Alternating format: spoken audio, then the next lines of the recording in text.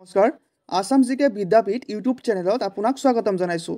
Assam police লিখিত পৰীক্ষাৰ আজি 9 নম্বৰ ক্লাছটো লৈ আহিছোঁ আৰু যদি আপুনি 1ৰ পৰা 8লৈকে হৈ যোৱা 8টা ক্লাছ আপুনি চোৱা নাই মই ডেছক্ৰিপশ্যনত লিংক দি দিম, নতুবা মোৰ চেনেলৰ প্লেলিষ্টতে চিৰিয়েলি গোটেইখিনি পাই যাব। তো এবাৰ গৈ প্লিজ চাই ল'ব কাৰণ বহুত ইম্পৰ্টেণ্ট ভিডিঅ' হয়। আৰু আজিৰ ভিডিঅ'টো 50টা প্ৰশ্ন আছে, য'ত জিকে, ৰিজনিং, মেথছ আৰু ইংলিছৰ গোটেইখিনি ছাবজেক্টৰে প্ৰশ্ন পাব। তো ভিডিঅ'টো স্কিপ নকৰাকৈ শেষলৈকে চাওক আৰু নিজে কিমানটা শুদ্ধ উত্তৰ দিব পাৰিলে সেইটো শেষত কমেণ্ট বক্সত জনাই দিব। আৰু মই যোৱা ভিডিঅ'ত আপোনালোকৰ বাবে এটা প্ৰশ্ন দিছিলোঁ, যাৰ শুদ্ধ উত্তৰ দিয়া প্ৰথম 10গৰাকীৰ নাম মই আজিৰ ভিডিঅ'ৰ শেষত ঘোষণা কৰি দিম। আৰু আজিৰ ভিডিঅ'ৰ শেষত আপোনালোকৰ বাবে এটা প্ৰশ্ন থাকিব, যাৰ শুদ্ধ উত্তৰ দিয়া প্ৰথম 10গৰাকীৰ নাম মই আজি নিচিনাকৈ অহা ভিডিঅ'ত ঘোষণা কৰি দিম। গতিকে বেছিকৈ পলম নকৰি আৰম্ভ কৰিছোঁ আজিৰ ভিডিঅ'। প্ৰত্যেকবাৰৰ নিচিনা আমি প্ৰথমতে জিকে পাৰ্টটো ষ্টাৰ্ট কৰিম, তাৰপিছত লাহে লাহে ৰিজনিং, মেথছ আৰু ইংলিছ ছল্ভ কৰিম। গতিকে আগবাঢ়িছোঁ জিকেৰ ফালে। জিকেৰ প্ৰথমটো প্ৰশ্ন ইয়াত সুধিছে, অসমৰ কোনখন নদী ভাৰত আৰু বাংলাদেশৰ উভয় দেশৰ মাজেৰে বৈ যায়? Which river flows through both India and Bangladesh? Option দিছে দিহিং, সোৱণশিৰি, কপিলী নে বৰাক। আপোনালোকে মনত ৰাখিব দুখন নদী, অসমৰ দুখন প্ৰধান নদী, এটা হৈছে ব্ৰহ্মপুত্ৰ আৰু এটা হৈছে বৰাক। এই দুইখন নদীয়েই বাংলাদেশৰ মাজেৰে বৈ যায়। তো যিহেতু ইয়াত অপশ্যনত ব্ৰহ্মপুত্ৰ দিয়া নাই, অকল বৰাকটোৱে দিছে, তো শুদ্ধ উত্তৰ হ'ব অপশ্যন ডি, বৰাক নদী। বৰাক নদী ইণ্ডিয়া আৰু বাংলাদেশ, ভাৰত আৰু বাংলাদেশৰ মাজেৰে বৈ যায়। আৰু বৰাক নদী যেতিয়া বাংলাদেশত সোমায় তেতিয়া তাৰ নামটো সলনি হৈ যায়। আমাৰ ভাৰতত বা আমাৰ অসমত বৰাক বুলিয়ে কোৱা হয়, বাট বাংলাদেশত যেতিয়া সোমাই যায় তেতিয়া বা বাংলাদেশত যেতিয়া প্ৰৱেশ কৰে তেতিয়া তাক সুৰমা নদী বুলি কোৱা হয়। সুৰমা ৰিভাৰ, এইটো মনত ৰাখিব। হয়তো সুধি দিব পাৰে যে বৰাক নদীত বাংলাদেশত কি বুলি জনা যায়, তেতিয়াহ'লে হ'ব সুৰমা নদী। আৰু আপোনালোকে হয়তো জানে ব্ৰহ্মপুত্ৰৰ নামটো। ব্ৰহ্মপুত্ৰ আমাৰ অসমত ব্ৰহ্মপুত্ৰ বা ইণ্ডিয়াত ব্ৰহ্মপুত্ৰ বুলি কোৱা হয়, আৰু বাংলাদেশত ইয়াৰ নামটো যমুনা হৈ যায়। ব্ৰহ্মপুত্ৰ নদীৰ নামটো বাংলাদেশত যমুনা বুলি জনা যায়, আৰু যিটো বৰাক আছে তাক সুৰমা বুলি জনা যায়। আই হোপ বুজি পালে। নেক্সট প্ৰশ্ন, নিচিনাক্ত দেশৰ কোনখন দেশ ব্লু মাউণ্টেইন নামেৰে জনা যায়? In which country is known as the blue mountain? Option দিয়া হৈছে ভাৰত, চাইনা, অষ্ট্ৰেলিয়া নে কানাডা। অপশ্যনকেইটাৰ পৰা ইয়াৰ সঠিক উত্তৰটো হ'ব অপশ্যন চি, অষ্ট্ৰেলিয়া। অষ্ট্ৰেলিয়াক ব্লু মাউণ্টেইন হিচাপে জনা যায় বা ব্লু মাউণ্টেইন নামেৰে জনা যায়। আৰু আপোনালোকে লগতে মনত ৰাখিব যিটো অপশ্যন ডিত কানাডা দিয়া আছে, এই কানাডাক লেণ্ড অফ, এইখিনি লিখি ৰাখিব আৰু মনত ৰাখিবলৈ চেষ্টা কৰিব, লেণ্ড অফ মেপেল লিফ্ট বুলি কোৱা হয়। লেণ্ড অফ মেপেল লিফ্ট বুলি কোৱা হয় কানাডাক। আৰু যিটো চাইনা দিয়া আছে চীন দেশক আপোনালোকে হয়তো জানে, চীন দেশক লেণ্ড অফ ড্ৰেগন বুলি কোৱা হয়। যদি প্ৰশ্নত আহে লেণ্ড অফ ড্ৰেগন বুলি কোনখন দেশক জনা যায়, তেতিয়াহ'লে হ'ব চাইনা, লেণ্ড অফ ড্ৰেগন। আৰু যিটো কানাডা আছে লেণ্ড অফ মেপেল লিফ আৰু ব্লু মাউণ্টেইন বুলি এই অষ্ট্ৰেলিয়াক জনা যায়। এইখিনি লিখি ৰাখিব। নেক্সট প্ৰশ্ন, ইয়াত দিছে DNA সম্পূৰ্ণ ৰূপ কি? What is the full form of DNA? আপোনালোকে হয়তো জানে DNA। তো 4টা অপশ্যনৰ পৰা ইয়াৰ সঠিক উত্তৰটো হ'ব option A, deoxyribonucleic acid. এই DNA তাৰ ফুল ফৰ্মটো হৈছে ডিঅক্সি ৰাইব নিউক্লিক এচিড। তো এনেকুৱা ধৰণৰ প্ৰশ্ন অহাৰ খুব সম্ভাৱনা আছে, গতিকে আপোনালোকে স্পেলিংটো সহকাৰে মনত ৰাখিব। হয়তো স্পেলিংটোতে সলনি কৰি 4টা অপশ্যন বনাই দিব পাৰে, গতিকে স্পেলিংটো মনত ৰাখিবলৈ চেষ্টা কৰিব। নেক্সট প্ৰশ্ন, ইয়াত দিছে অসমত চক্ৰেশ্বৰ টেম্পুল ক'ত অৱস্থিত? হোৱাৰ is the Chakreswar temple located in Assam? Option দিছে শিৱসাগৰ, যোৰহাট, গুৱাহাটী নে ধুবুৰী। অপশ্যন 4টাৰ পৰা ইয়াৰ সঠিক উত্তৰটো হ'ব অপশ্যন চি, গুৱাহাটী। গুৱাহাটীৰ যিটো কালিপুৰ আছে, গুৱাহাটীৰ কালিপুৰত এই যিটো চক্ৰেশ্বৰ টেম্পল আছে সেইটো অৱস্থিত। আপোনালোকে হয়তো নিশ্চয় জানেই। নেক্সট প্ৰশ্ন, ভাৰতৰ ইতিহাসত লোথাল কোন সভ্যতাৰ সৈতে জড়িত? Lothal is associated with which ancient civilisation? Option দিছে গ্ৰীক সভ্যতা, ৰোমান সভ্যতা, হিন্দু সভ্যতা বা চীন সভ্যতা। তো ইয়াৰ সঠিক উত্তৰটো হয়তো আপোনালোকে জানে। ইয়াৰ সঠিক উত্তৰটো হ'ব অপশ্যন চি, হিন্দু সভ্যতা, অৰ্থাৎ ইণ্ডাছ ভেলী চিভিলাইজেশ্যন। আৰু লগতে মনত ৰাখিব যিটো ইণ্ডাছ ভেলী চিভিলাইজেশ্যন আছে বা যাক চমুকৈ IBC বুলি কোৱা হয়, এই IBCৰ মানচেষ্টাৰ হৈছে এই লোথাল। তো প্ৰশ্নটো এনেকৈ অকণ ঘূৰাই দিব পাৰে যে IBC বা ইণ্ডাছ ভেলী চিভিলাইজেশ্যনৰ মানচেষ্টাৰ বুলি কোনখন ছাইডক কোৱা হয়, তেতিয়াহ'লে হ'ব লোথালক IBC অৰ্থাৎ ইণ্ডাছ ভেলী চিভিলাইজেশ্যনৰ মানচেষ্টাৰ বুলিও জনা যায়। আপোনালোকে মনত ৰাখিব। আৰু এইটো বৰ্তমান গুজৰাটত আছে। যিটো লোথাল হয়, এই লোথালটো বৰ্তমান গুজৰাটৰ এহমদাবাদত আছে। ৰাজ্য হ'ব গুজৰাট আৰু গুজৰাটৰ এহমদাবাদত আছে। এইখিনি মনত ৰাখিব। নেক্সট প্ৰশ্ন সুধিছে অসমৰ কেৰেলাৰ দৰে বিখ্যাত ব'ট ৰেচ ক'ত অনুষ্ঠিত হয়? Where is Assam famous boat race held similar to Kerala? আপোনালোকে হয়তো জানে যিটো ওনাম আছে, ওনাম মই যোৱা ভিডিঅ'টো কভাৰ কৰিছিলোঁ, যিটো ওনাম আছে এই ওনামত বোট খেল হয় বা ওনাম যিটো আছে এইটো বোট খেল বা অসমীয়াত হ'লে নাও খেল হ'ব নাও খেলৰ লগত জড়িত বোট ৰেচ এইটো কেৰেলাত হয় তো চিমিলাৰলি আমাৰ অসমতো ক'ত হয় এইটো সুধিছে তো ইয়াৰ সঠিক উত্তৰটো হ'ব অপশ্যন এ মাজুলী কেৰেলাৰ নিচিনা যিটো বোট ৰেচ সেইটো আমাৰ অসমৰ মাজুলীত অনুষ্ঠিত কৰা হয় আপোনালোকে হয়তো জানেই নেক্সট প্ৰশ্ন ভাৰতীয় সংবিধানৰ ফেডাৰেশ্যন শব্দটো ক'ত ব্যৱহাৰ কৰা হৈছে ৱেৰ is the word federation used in the Indian constitution option D আছে সংবিধানৰ মূল অংশত মৌলিক অধিকাৰত সংবিধানত ব্যৱহাৰ কৰা নাই নে তৃতীয় তফচিলত অৰ্থাৎ থাৰ্ড শিডিউল তো ইয়াৰ সঠিক উত্তৰটো হ'ব আপোনালোকে হয়তো জানে ইয়াৰ সঠিক উত্তৰটো হ'ব অপশ্যন চি সংবিধানত ব্যৱহাৰ কৰা হোৱা নাই এই যিটো ফেডাৰেশ্যন শব্দটো আছে একজেক্ট এই শব্দটো আপোনালোকে সংবিধানত নাপাব ফেডাৰেশ্যন মানে হৈছে সংঘ অসমীয়াত যাৰ অৰ্থ হৈছে সংঘ আৰু আপোনালোকে হয়তো জানে ভাৰত হৈছে ৰাষ্ট্ৰসমূহৰ সংঘ কিন্তু ইয়াত ফেডাৰেশ্যন শব্দটো ইউজ কৰা হোৱা নাই যিহেতু ইয়াত সুধিছে এই শব্দটো ক'ত ব্যৱহাৰ হৈছে তো ফেডাৰেশ্যন শব্দটো আপোনালোকে সংবিধানত বিচাৰিলে নাপাব তাৰ সলনি এই ফেডাৰেশ্যনৰ সলনি আপোনালোকে পাব সংবিধানত union of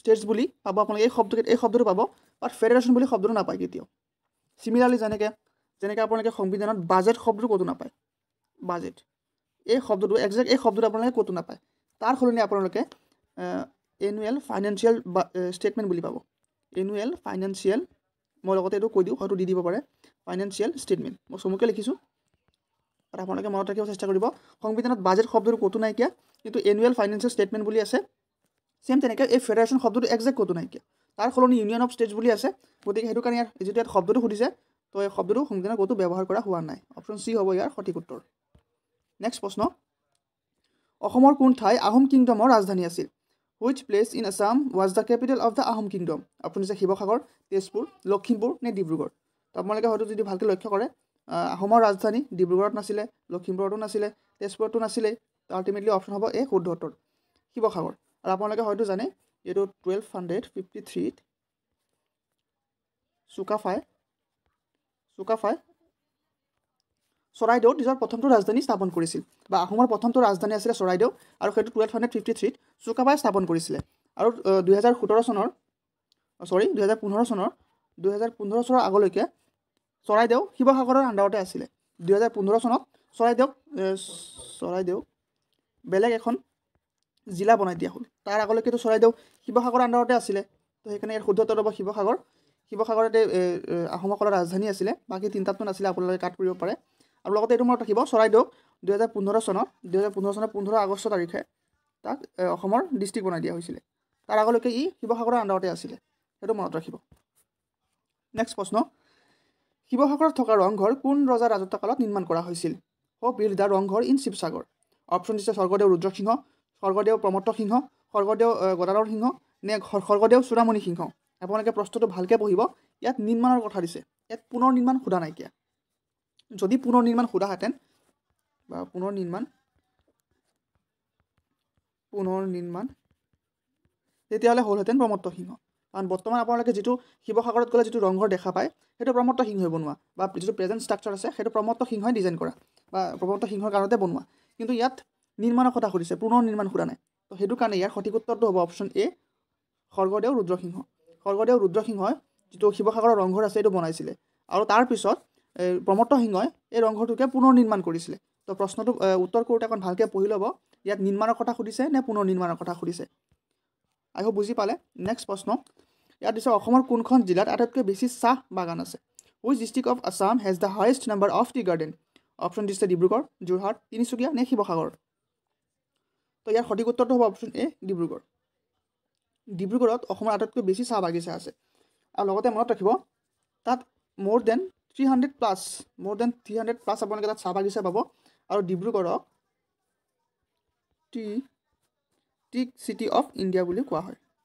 T city of India লগতে এইটো মনত ৰাখিব ডিব্ৰুগড়ত টি চিটি অফ ইণ্ডিয়া বুলি কোৱা হয় আৰু তাত মোৰ দেন 300 প্লাছ টি গাৰ্ডেন আছে অৰ্থাৎ চাহ বাগিচা আছে তো গতিকে শুদ্ধ উত্তৰটো হ'ব অপশ্যন এ ডিব্ৰুগড় আৰু আপোনালোকে এটা প্ৰশ্নৰ উত্তৰ কমেণ্ট কৰিব যে টি কেপিটেল অফ আছাম বুলি কোনটো ঠাইক কোৱা হয় টি কেপিটেল অফ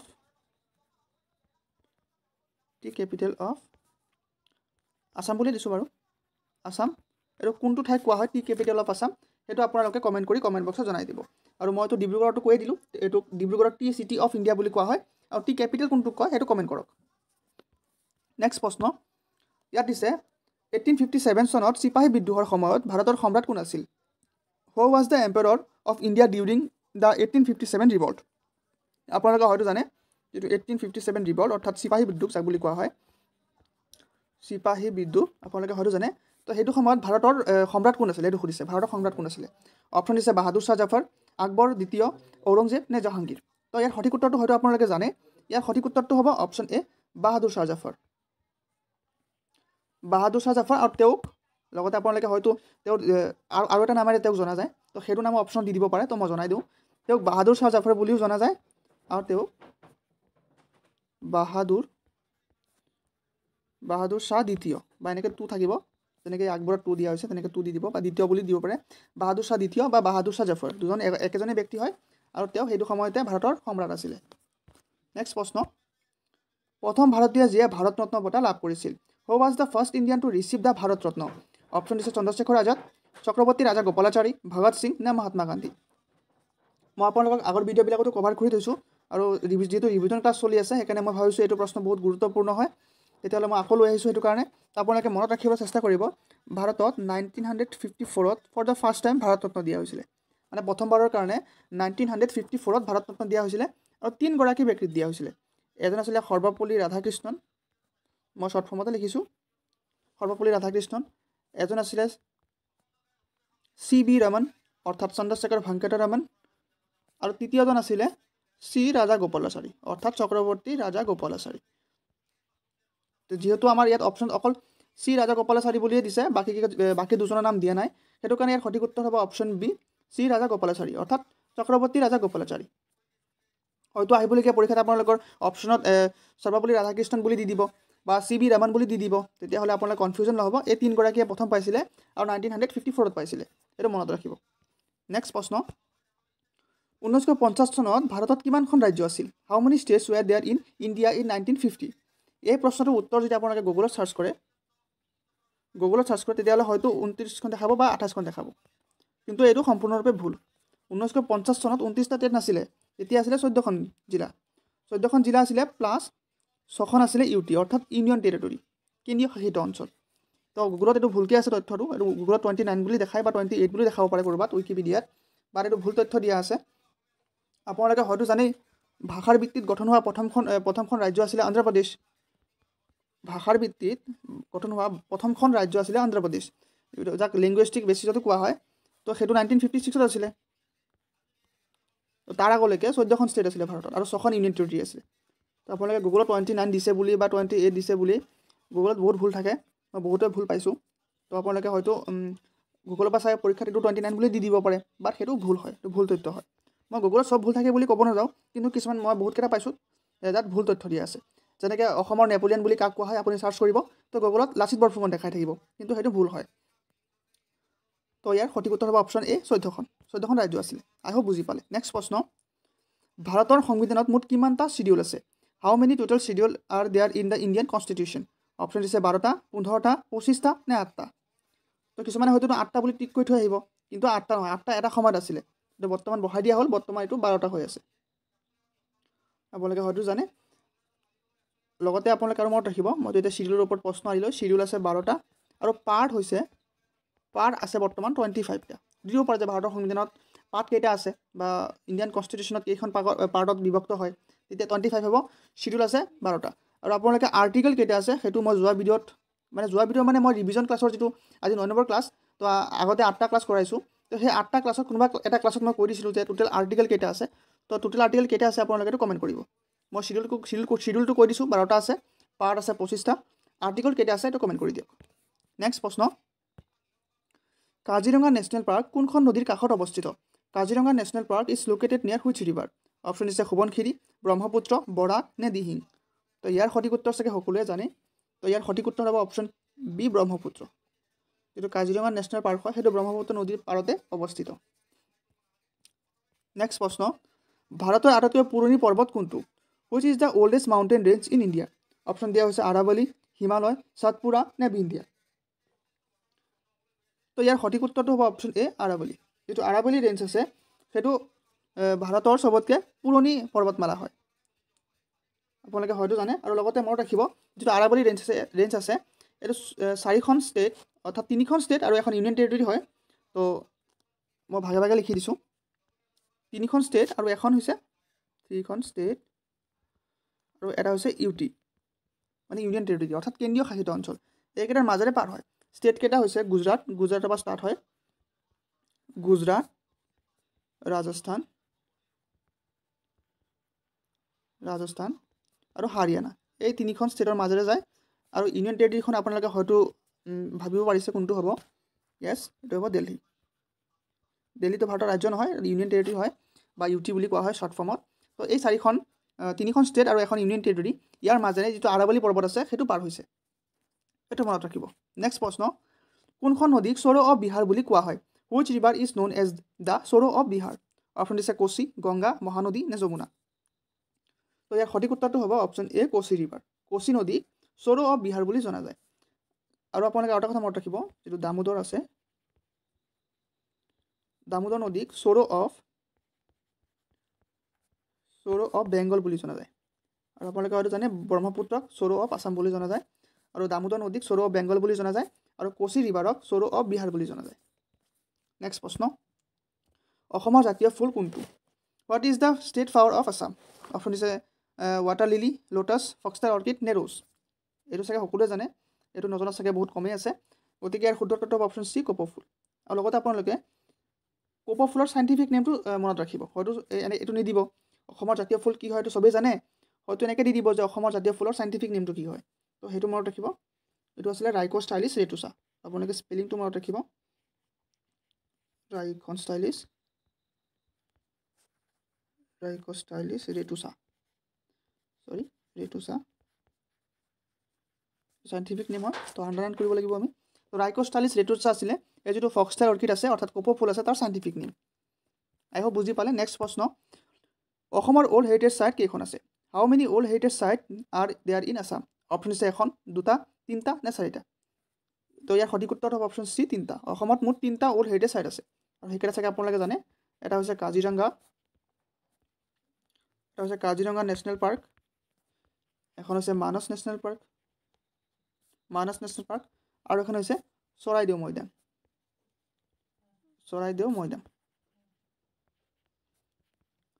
আৰু যিটো কাজিৰঙা নেশ্যনেল পাৰ্ক আছে আৰু মানস নেশ্যনেল পাৰ্কক এইটো 1985 মই ইয়াত লিখিছোঁ, আকৌ লিখি দিছোঁ মই। এইটো যিটো কাজিৰঙা নেশ্যনেল পাৰ্ক আছে মই শ্বৰ্ট ফৰ্মত লিখিছোঁ এতিয়া, আৰু মানস নেশ্যনেল পাৰ্ক, এই দুখনক 1985ত ইউনেস্কো ৱৰ্ল্ড হেৰিটেজ চাইট দিয়া হৈছিলে। চনটো বহুত ইম্পৰ্টেণ্ট হয়। আৰু 3 নম্বৰ যিটো চৰাইদেউ মৈদাম আছে, চৰাইদেউ মৈদামক 2024 চনত ইউনেস্কো ৱৰ্ল্ড হেৰিটেজ চাইট হিচাপে স্বীকৃতি দিয়া হৈছে। আপোনালোকে হয়তো চনখিনি জানে, আৰু যদি নাজানে এতিয়াবা মনত ৰাখিব চেষ্টা কৰিব। আৰু ইয়াৰ শুদ্ধ উত্তৰ হ'ব অপশ্যন চি, 3টা। নেক্সট প্ৰশ্নটো দিছে অসমৰ আটাইতকৈ ডাঙৰ বনাঞ্চল কোনটো? Which is the largest forest in Assam? Option দিয়া আছে কাছাৰ বনাঞ্চল, নামদফা ৰিজাৰ্ভ বনাঞ্চল, ডিগবৈ বনাঞ্চল নে কাজিৰঙা বনাঞ্চল। 4টা অপশ্যনৰ পৰা ইয়াৰ সঠিক উত্তৰটো হ'ব অপশ্যন বি, নামদফা ৰিজাৰ্ভ। যিটো নামদফা ৰিজাৰ্ভ বনাঞ্চল আছে সেইটো হৈছে অসমৰ আটাইতকৈ ডাঙৰ বনাঞ্চল। আৰু লগতে লোকেশ্যনটো মনত ৰাখিব, এইটো অৰুণাচল প্ৰদেশ আৰু অসমৰ সীমান্তত আছে, অৰ্থাৎ বৰ্ডাৰত আছে। আপোনালোকে হয়তো জানে, আৰু নামদফা হ'ব ইয়াৰ সঠিক উত্তৰ। নেক্সট প্ৰশ্ন, ভাৰতৰ সংবিধান কোন তাৰিখে বলবৎ হৈছিল? On which date did the Indian constitutions came into force? Option 4টা দিয়া হৈছে। তো এই 4টাৰ পৰা সঠিক উত্তৰ আপোনালোকে হয়তো জানে। ইয়াৰ সঠিক উত্তৰ হ'ব অপশ্যন বি, 26 জানুৱাৰী 1950 চন। 1950 চনৰ 26 জানুৱাৰী তাৰিখে ভাৰতৰ সংবিধান বলবৎ কৰা হৈছিল। আৰু আপোনালোকে হয়তো জানে যে সেইটো কাৰণেই 26 জানুৱাৰী তাৰিখে আমি ৰিপাব্লিক ডে পালন কৰোঁ, অৰ্থাৎ গণতন্ত্ৰ দিৱস আমি উদযাপন কৰোঁ। এই 26 তাৰিখে ভাৰতৰ সংবিধানটো কাৰ্যকৰী কৰা হৈছিল বা বলবৎ কৰা হৈছিলে, সেইটো কাৰণে আমি প্ৰত্যেক বছৰে 26 জানুৱাৰী তাৰিখে ৰিপাব্লিক ডে চেলিব্ৰেট কৰোঁ। আপোনালোকে হয়তো জানেই। নেক্সট প্ৰশ্ন, ভাৰতৰ প্ৰথমটো চন্দ্ৰ অভিযান চন্দ্ৰয়ান 1 কেতিয়া উৎক্ষেপণ কৰা হৈছিল? When was the India's first moon mission Chandrayaan 1 launched? Option দিছে 2006 চন, 2008 চন, 2010 চন নে 2011 চন। তো ইয়াৰ সঠিক উত্তৰ হ'ব অপশ্যন বি, 2008 চন। 2008 চনত এই চন্দ্ৰয়ান 1টো উৎক্ষেপণ কৰা হৈছিলে। আৰু লগতে মনত ৰাখিব যিটো চন্দ্ৰয়ান 2 আছিলে চন্দ্ৰয়ান 2 সেইটো 2019 চনত উৎক্ষেপণ কৰা হৈছিল আৰু যিটো চন্দ্ৰয়ান 3 এতিয়ালৈকে 3 ঠাই পঠোৱা হৈছে তো সেইটো 2023 চনত উৎক্ষেপণ কৰা হৈছিল এইখিনি মনত ৰাখিব আৰু চন্দ্ৰয়ান 1 টো 2008 চনত উৎক্ষেপণ কৰা হৈছিল নেক্সট প্ৰশ্ন ভাৰতৰ প্ৰথমটো আণৱিক শক্তিচালিত পাণ্ডুবি কোনখন which is the India's first nuclear powered submarine option is INS Vikramaditya INS অৰিহান্ত INS চক্ৰ নে INS কালৱাৰী তো ইয়াৰ সঠিক উত্তৰটো হ'ব অপশ্যন বি INS অৰিহান্ত INS অৰিহান্ত হৈছে ভাৰতৰ প্ৰথম আণৱিক শক্তিচালিত পাণ্ডুবি অৰ্থাৎ নিউক্লিয়াৰ পাৱাৰ্ড সাবমেৰিন হয় আৰু লগতে মনত ৰাখিব এইটো এটা বেলিষ্টিক মিছাইল সাবমেৰিন হয় বেলিষ্টিক আপোনালোকে হয়তো শুনিছে বেলিষ্টিক মিছাইল ক্ৰুজ মিছাইল এইবিলাক শব্দ চাগে আপোনালোকে শুনিছে বেলিষ্টিক মিছাইল সাবমেৰিন হয় আৰু এইটো বেলিষ্টিক মিছাইল সাবমেৰিন হয় আই হোপ আপোনালোকে বুজি পালে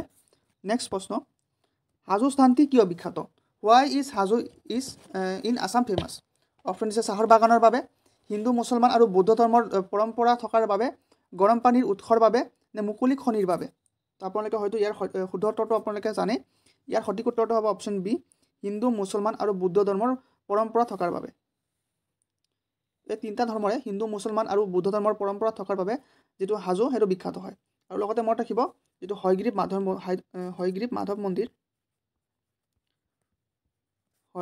মাধৱ মন্দিৰ এইটো হাজোতে আছে হয়গ্ৰীৱ মাধৱ মন্দিৰ যিটো টেম্পল আছে মন্দিৰ বুলিয়ে কৈছোঁ মন্দিৰ আৰু যিটো পুৱামক্কা আছে সেইটো হাজোতে আছে আৰু যিটো হয়গ্ৰীৱ মাধৱ মন্দিৰ আছে সেইটো আপোনালোকে মনত ৰাখিব মই এনেকৈ লিখি দিছোঁ হয়গ্ৰীৱ মাধৱ মন্দিৰটো মণিকোট পাহাৰত আছে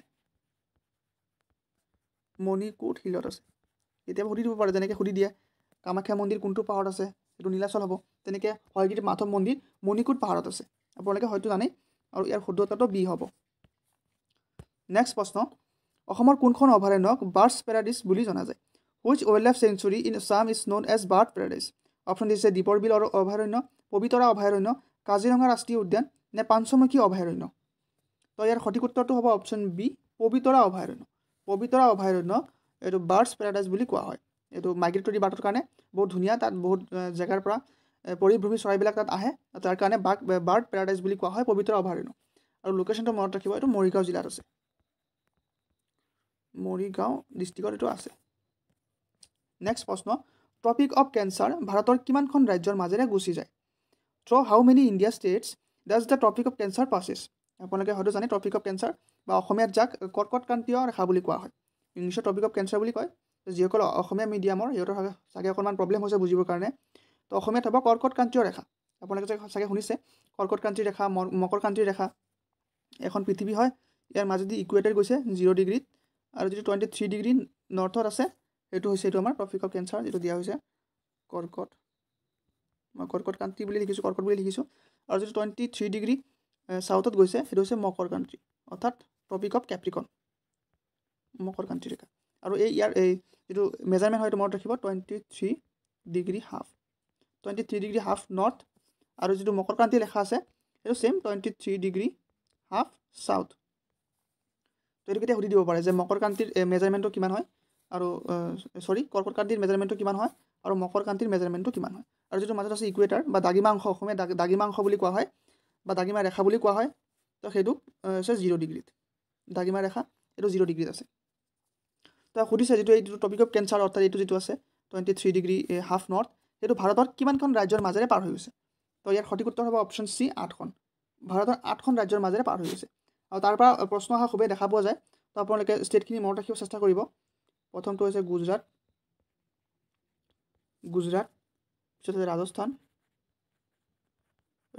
ৰাজস্থানৰ মাজেদি গৈছে পিছত হৈছে মধ্যপ্ৰদেশ পিছত হৈছে ছত্তীশগড় তাৰ পিছত হৈছে ঝাৰখণ্ড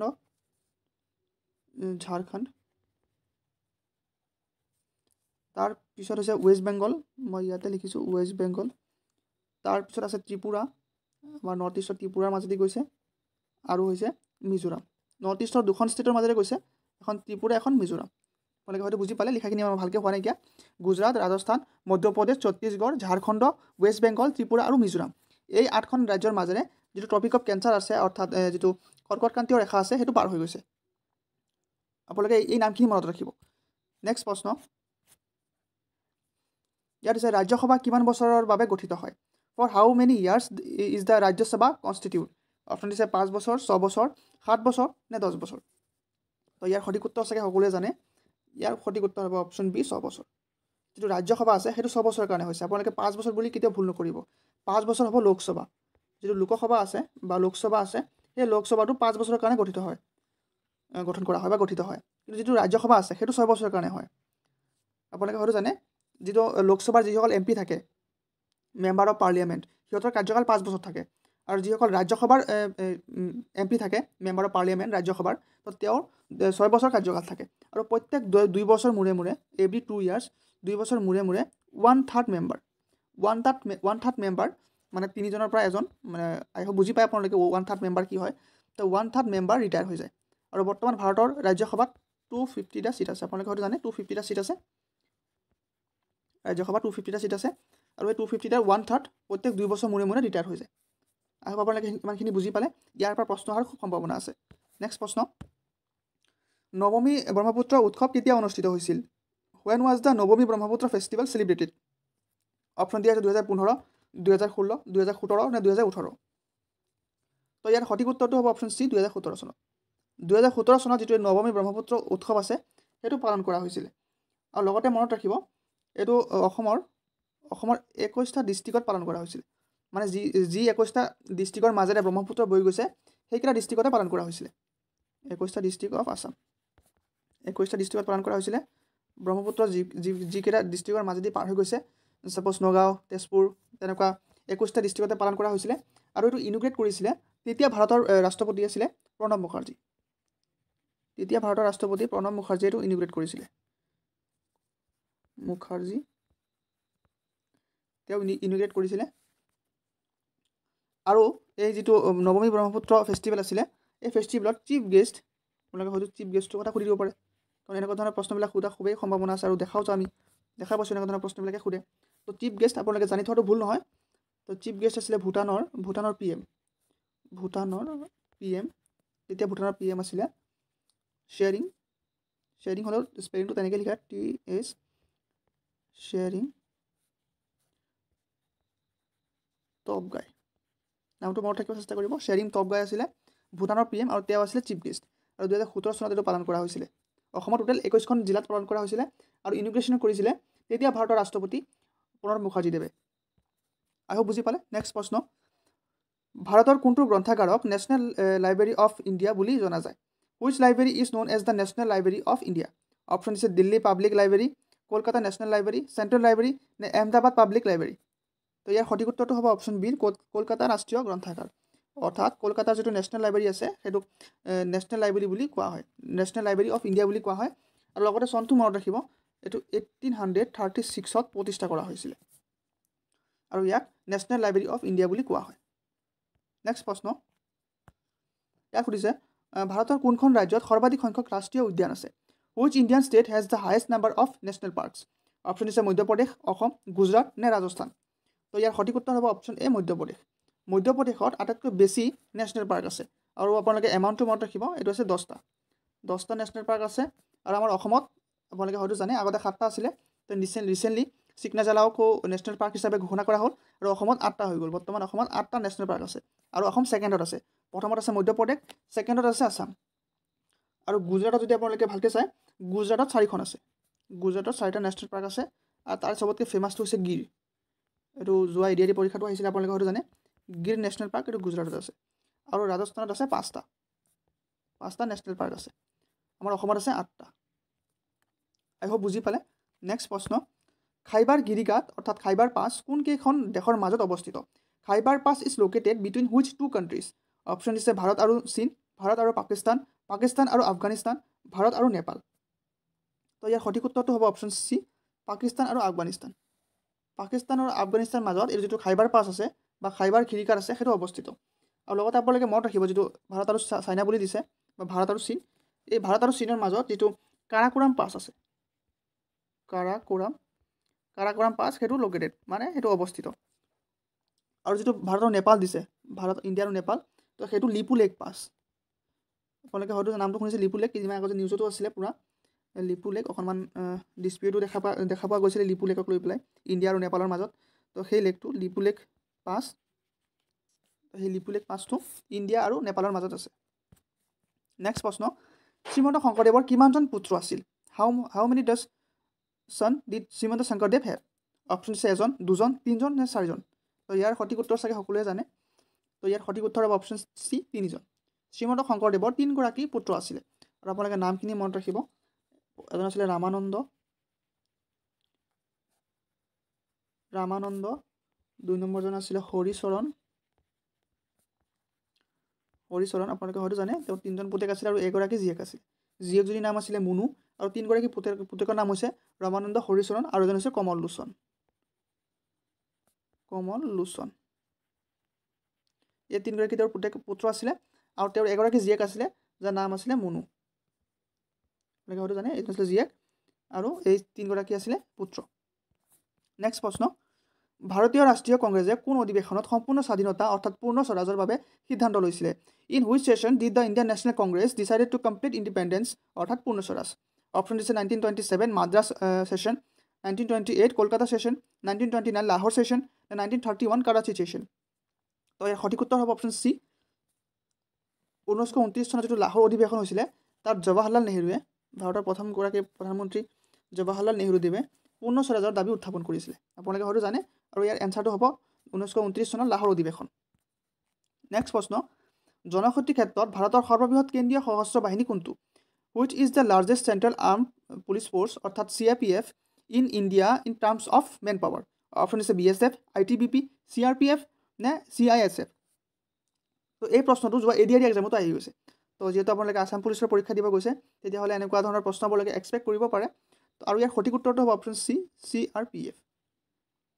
জনশক্তিৰ ক্ষেত্ৰত ভাৰতৰ সৰ্ববৃহৎ কেন্দ্ৰীয় সশস্ত্ৰ বাহিনীটো হৈছে CRPF, যাৰ ফুল ফৰ্মটো চাগে আপোনালোকে জানে চেণ্ট্ৰেল ৰিজাৰ্ভ পুলিচ ফ'ৰ্চ হয় আৰু এইটো 1939ত গঠন কৰা হৈছিলে। 1939ত এইটো গঠন কৰা হৈছিলে CRPF। আৰু আপোনালোকে গোটেইখিনি মনত ৰাখিব, যিটো BSF হয়, BSFটো 1965ত গঠন কৰা হৈছিলে, 1965। যিটো ITBP আছে, BSFৰ ফুল ফৰ্মটো চাগে আপোনালোকে জানে বৰ্ডাৰ ছিকিউৰিটি ফ'ৰ্চ, আৰু যিটো ITBP আছে ITBP 1962ত গঠন কৰা হৈছিলে, যাৰ ফুল ফৰ্মটো হৈছে ইণ্ডো টিবেটিয়ান পুলিচ হয়। আৰু এটা আছে CISF। তো এইটো মনত ৰাখিব, CISF এইটো 1969ত গঠন কৰা হৈছিলে। 1965ত গঠন কৰা হৈছিলে BSF, 1962ত গঠন কৰা হৈছিলে ITBP Indo Tibetan border police, আৰু যিটো CRPF আছে সেইটো 1939ত গঠন কৰা হৈছিলে, আৰু যিটো CISF আছে সেইটো 1969ত গঠন কৰা হৈছিলে। আই হোপ বুজি পালে। নেক্সট প্ৰশ্ন, who wrote the famous Assamese novel Asimot Jar হেৰাল সীমা? বিখ্যাত অসমীয়া উপন্যাস অসীমত যাৰ হেৰাল সীমা কোনে লিখিছিলে? অপশ্যন দিয়া হৈছে হোমেন বৰগোহাঁই, মামণি ৰয়চম গোস্বামী, ৰজনীকান্ত বৰদলৈ নে ভুৱন মোহন বৰুৱা? আপোনালোকে হয়তো এতিয়া কাঞ্চন বৰুৱা নামটো বিচাৰি আছে যে অপশ্যনত কাঞ্চন বৰুৱা বুলি কিয় নাইকিয়া। তো আপোনালোকে মনত ৰাখিব অপশ্যন ডি যিজন আছে ভুৱন মোহন বৰুৱা, তেওঁৰে ছদ্ম নামটো হৈছে কাঞ্চন বৰুৱা। তো আপোনালোকে হয়তো কাঞ্চন বৰুৱা বুলি নাপায় তেনেকৈ দি দিব যে ভুৱন মোহন বৰুৱা, কাঞ্চন বৰুৱা বুলি চবেই জানে। তো তেওঁৰ আচল নামটো হৈছে এই ভুৱন মোহন বৰুৱা। গতিকে অপশ্যন ডিটো হ'ব ইয়াৰ শুদ্ধ উত্তৰ, ভুৱন মোহন বৰুৱা। অসীমত যাৰ হেৰাল সীমা এই উপন্যাসখন তেওঁৱে লিখিছিলে। আৰু লগতে যদি আপোনাক আছাম পুলিচৰ লিখিত পৰীক্ষাৰ বাবে PDF লাগে, য'ত টোটেল 1500+ MCQ আছে উত্তৰৰ সৈতে, য'ত GKৰ সকলো subject like Assam history, Assam geography, Indian history, Indian geography, Assam polity, Indian polity, Assam economics, Indian economics, সকলো ছাবজেক্টৰ লগতে মেথছ আৰু ইংলিছৰো MCQ আছে উত্তৰৰ সৈতে, আৰু টোটেল আছে 1500+ MCQ। তাৰ কাৰণে আপুনি স্ক্ৰীনত দিয়া নাম্বাৰত 49 रुपी পে' কৰি পেলাই এইটো নাম্বাৰতে হোৱাটছআপ আছে তাতে স্ক্ৰীনশ্বটটো পঠাই দিয়ক, আপোনাক ইমিডিয়েটলি PDFটো পঠাই দিয়া হ'ব। এতিয়া আমি ৰিজনিং পাৰ্টটো ছল্ভ কৰোঁ, যিহেতু GK পাৰ্টটো আমি ছল্ভ কৰিলোঁ। ৰিজনিঙৰ প্ৰথমটো প্ৰশ্ন ইয়াত অকণমান ইৰ'ৰ হৈ গ'ল, ইয়াত আৰু দুটামান দাগ এনেকৈ হ'ব, যিহেতু অপশ্যনটো এনেকৈ দিয়া হৈছে, নহ'লে মই এনেকৈ বুজাই দিলোঁহেঁতেন। তো মই PDFত ঠিক কৰি দিম, এইটো বস্তু তেনেকৈ নাহিলে দুটা দাগ। তো ইয়াত দিছে how many triangle in the given diagram. এই যিটো ডায়েগ্ৰাম দিছে ইয়াত ত্ৰিভুজ কেইটা আছে আমি গণি ওলাব লাগে। অপশ্যন দিছে 50, 65, 70, 75, মানে বহুতখিনি আছে। তো মই আপোনালোকৰ যোৱা ভিডিঅ'ত মই এটা শ্বৰ্ট ট্ৰিক শিকাইছিলোঁ যে এনেকুৱা ডায়েগ্ৰাম দিলে আপোনালোকে ত্ৰিভুজ কেইটা আছে কেনেকৈ গণি উলিয়াব। তো ইয়াতো 50টা হ'ব পাৰে, 65টা হ'ব পাৰে, 70 হ'ব পাৰে, 75টা হ'ব পাৰে। তো আমি ছাপ'জ 50টা যদি থাকে বা 65টা থাকে বা 70 থাকে বা 75 থাকে তো ইমানকেইটা ত্ৰিভুজ গণি ওলাবতে আমাৰ বহুত সময় লাগি যাব হয়তো 4 পৰা 5 মিনিট লাগি যাব পাৰে আৰু মেইন কথা আমি পাহৰিয়ে যাম যে আমি কোনটো গণিলোঁ কোনটো নাই গণা তো এইটো শ্বৰ্ট ট্ৰিক্স এটা আছে আপোনালোকে হাৰ্ডলি 3-4 ছেকেণ্ড লাগিব গোটেইখিনি গণি ওলাই দিব পাৰিব সৰি মই ইয়াত ভালকৈ দাগটো দি লৈছোঁ কাৰণ ইয়াত আৰু এটা দাগ হ'ব যদি এনেকুৱা থাকে আপোনালোকে চাব এনেকুৱা ঘৰকেইটা আছে এনেকৈ এইটো এটা আছে এইটো দুটা আছে এইটো তিনিটা আছে এইটো চাৰিটা আছে মানে এটা আছে দুটা আছে তিনিটা আছে চাৰিটা আছে এনেকৈ লিখি দিব ইয়াত লিখি দিব 1 2 3 4 আৰু এই গোটেইকেইটা প্লাছ কৰি দিব এই গোটেইকেইটা প্লাছ কৰিলে হ'ব 10 আৰু তাৰপিছত চাব এনেকৈ পথালিকৈ দাগ কেইটা আছে যেনেকৈ ইয়াত এটা আছে দুটা আছে তিনিটা চাৰিটা পাঁচটা ছটা সাতটা ইয়াৰ লগত 7টো পূৰণ কৰি দিওঁ আই হোপ বুজি পালে কোনটো কোনটো পালোঁ এই 10টো কেনেকৈ পালোঁ এনেকৈ লিখি দিব ইয়াত হয়তো 5টা থাকিব পাৰে 10টাও থাকিব পাৰে যিমানকেইটা থাকে এতিয়া ইয়াত 4টা আছে আমি 1 2 3 4 তেনেকৈ লিখি দিলোঁ আৰু গোটেইখিনি প্লাছ কৰি আমি 10 পাই গ'লোঁ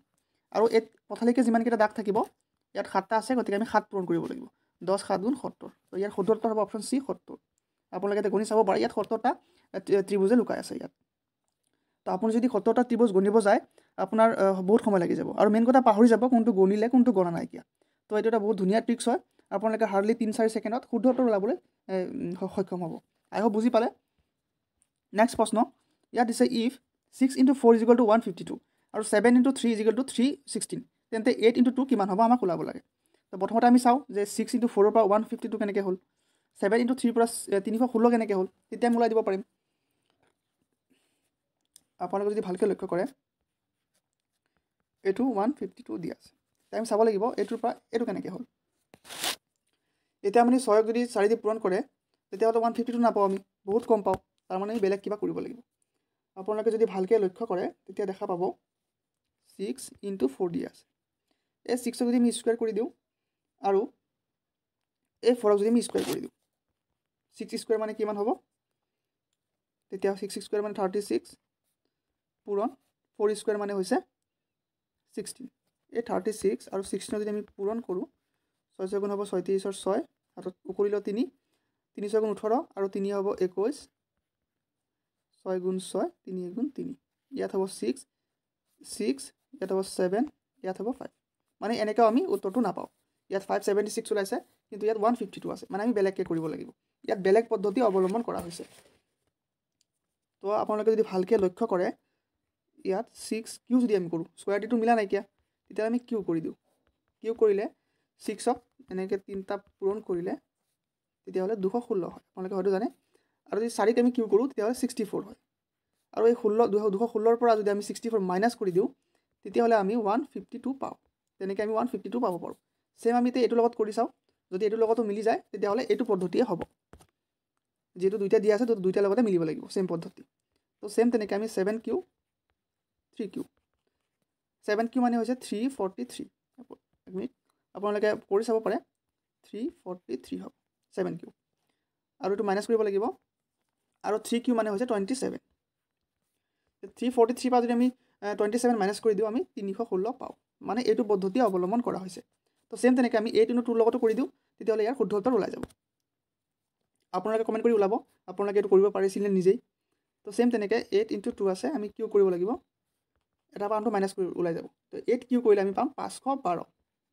আপোনালোকে কৰি চাব পাৰে মাইনাছ 3Q মানে হৈছে 8 512 পৰা যদি আমি 8 মাইনাছ কৰি দিওঁ তেতিয়াহ'লে হ'ব 504 মানে অপশ্যন হ'ব ইয়াৰ শুদ্ধ উত্তৰ চি অপশ্যন চি 504 বুলি আছে গতিকে শুদ্ধ উত্তৰ অপশ্যন চি হ'ব আই হোপ বুজি পালে কেনেকৈ হ'ল তো যদি স্কুৱাৰ কৰিলে নিমিলে তেতিয়াহ'লে আপোনালোকে কিউ কৰি চাব পাৰে নেক্সট প্ৰশ্ন ইয়াত দিছে এটা ঘড়ীত 8:30 বাজিছে যদি মিনিটৰ সূচী অৰ্থাৎ মিনিটৰ যিটো কাটা সেইটো পূবমুখী হয় অৰ্থাৎ পূবফালে আছে তেন্তে ঘণ্টাৰ সূচী কোন দিশত থাকিব প্ৰশ্নটো ভালকৈ পঢ়ি ল'ব যে এটা ঘড়ীত 8:30 বাজি আছে 8:30 বাজিছে তো এই এতিয়া যিটো মিনিটৰ কাটা আছে বা মিনিটৰ সূচী বা কাটা বুলি ক'ব পাৰে ঘৰুৱা ভাষাত তো যিটো মিনিটৰ কাটা আছে সেইটো পূবফালে আছে তেতিয়াহ'লে ঘণ্টাৰ কাটাটো কোন দিশত থাকিব তো আপোনালোকে প্ৰথমে দিশটো ভালকৈ বুজি পাব লাগিব এনেকৈ প্লাছ লিখি ওপৰত আছে নৰ্থ অৰ্থাৎ উত্তৰ ইয়াত আছে চাউথ অৰ্থাৎ দক্ষিণ ইফালে আছে পূব অৰ্থাৎ ইষ্ট আৰু ইফালে আছে ৱেষ্ট অৰ্থাৎ পশ্চিম এতিয়া কৈছে 8:30 মানে প্ৰথমতে আপোনালোকে 8:30টো ওলাব লাগিব এইটো ঘড়ী হয় 8টা কেনেকৈ থাকিব ইয়াত 12 1 2 3 4 5 6 7 8 9 10 11 এইটো হৈছে আমাৰ ঘড়ীটো যিটো আমাৰ নৰ্মেল ঘড়ী চবৰ ঘৰতে আছে তো তো 8:30 মানে ঘণ্টাৰ কাটাটো ইয়াত থাকিব আৰু মিনিটৰ কাটাটো ইয়াত থাকিব, এই ছটাত থাকিব। তেতিয়াহ'লে 8:30 বাজি আছে, কিন্তু কৈছে যে যিটো মিনিটৰ কাটা সেইটো পূবফালে আছে। এতিয়া আপোনালোকে যদি যায় এইটো মিনিটৰ কাটা হয় 6ত থকাটো, এইটোতো দক্ষিণফালে আছে। এতিয়া যিটো ৰিয়েল 8:30 বাজিব তাততো মিনিটৰ কাটাটো দক্ষিণফালে থাকিব, অভিয়াছলি ইফালে থাকিব, তলফালে থাকিব। তো তলফালে দক্ষিণ আছে, দক্ষিণফালে থাকিব, কিন্তু আমাক কৈছে এইটো পূবফালে আছে। মানে এই কাটাটো একদম একজেক্ট পূবফালে আছে, মানে ইফালে আছে, ইফালে পূব হয়। তো এই মিনিটৰ কাটা যদি এনেকৈ ৰিভাৰ্চ কৰি দিয়ে, এইটো এনেকৈ ৰিভাৰ্চ হৈ যাব। মানে ঘণ্টাৰ কাটাটো এই মিনিটৰ কাটাৰ জেগাত আহি যাব, মানে এইটো এনেকুৱা হৈ যাব। মই আকৌ আঁকি দিছোঁ, মই দুইটা আঁকি দিছোঁ যাতে ভালকৈ বুজি পায় আপোনালোকে। আগতে আছিলে এনেকৈ 8টা এনেকুৱা বাজে আছিলে, এইটো আছিলে ঘণ্টাৰ কাটা, মই এইচ বুলি লিখিছোঁ আৱাৰ, আৰু এইটো আছিলে মিনিটৰ কাটা, মানে মই এম বুলি লিখিছোঁ। এতিয়া কৈছে এই মিনিটৰ কাটাটো পূবফালে আছে, মানে পূবফালে মানে এনেকৈ যাব, এনেকৈ থাকিব, এইটো হ'ব মিনিটৰ কাটা। তো এইটো যদি আছে তো এই ঘণ্টাৰ কাটাটো এনেকৈ হৈ যাব। আপোনালোকে হয়তো বুজি পালে কেনেকৈ হ'ব। এইটো হৈ যাব আৱাৰৰ কাটা। তো আমাক সুধিছে তেন্তে ঘণ্টাৰ সূচী কোন দিশত থাকিব। তো ঘণ্টাৰ কাটা অভিয়াছলি চাউথত আছে, মানে দক্ষিণ দিশত আছে।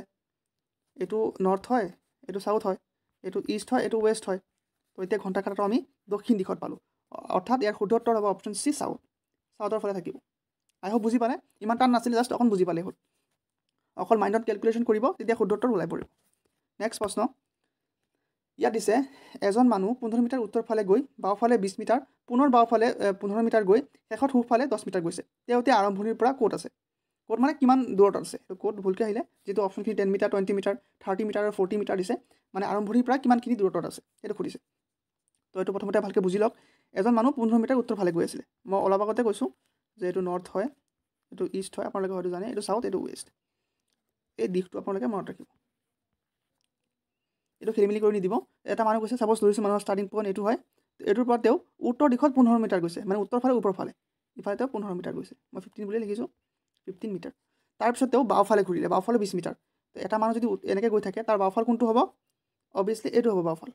এনেকৈ গৈছে, আপুনি নিজকে ধৰি ল'ব, এনেকৈ গৈ আছে আৰু তাৰপৰা তেওঁ বাওঁফালে 20 মিটাৰ গ'ল, এইখিনি 20 মিটাৰ, 20 বুলি লিখিছোঁ। এনেকৈ গৈ আছিলে, তাৰপিছত পুনৰ বাওঁফালে 15 মিটাৰ গ'লে, ইয়াৰ পৰা বাওঁফালে কোনফালে হ'ব এতিয়া, এনেকৈ গৈ আছিলে এটা মানুহ, এনেকৈ গৈ আছিলে, তো তাৰ বাওঁফাল হ'ব তলফালে। আপোনালোকে নিজক ধৰি ল'ব। তো তেওঁফালে আকৌ 15 মিটাৰ গৈছে, আকৌ 15 মিটাৰ গৈছে। তাৰপিছত শেষত তেওঁ সোঁফালে 10 মিটাৰ গৈছে। এতিয়া এটা মানুহ এনেকৈ আহি আছে, তাৰ সোঁফাল কোনটো হ'ব, এইটো হ'ব। এনেকৈ আকৌ 10 মিটাৰ গৈছে, এইটো 10 মিটাৰ।